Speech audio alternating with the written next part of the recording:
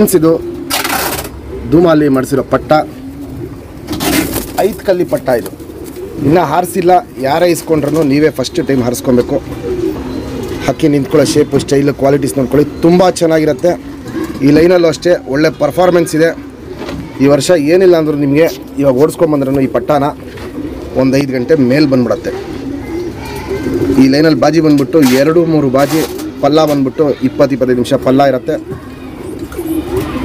ಈ ಪಟ್ಟ ಹೆಂಗಾಡತ್ತೆ ಅಂತ ನೋಡಬೇಕು. ಚೋರಿ ಲೈನಲ್ಲೂ ಅಷ್ಟೇ ತುಂಬ ಒಳ್ಳೆ ಚೋರಿಯಲ್ಲಿರುತ್ತೆ. ಬೇಗ ಕಳ್ಳ ಆಗೋಲ್ಲ.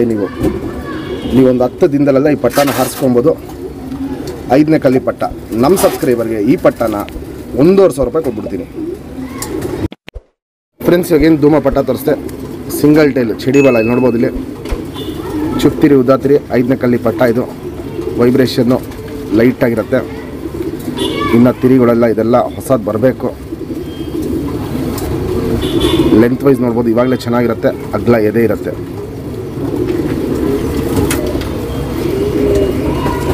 ಗುಂಡು ತಲೆ, ಮೀಡಿಯಮ್ ಸೈಜ್ ಚೊಂಚು.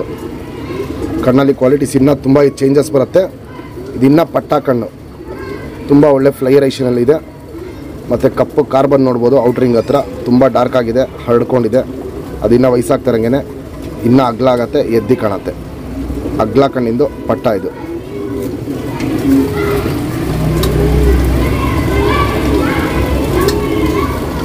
Ring number 1755.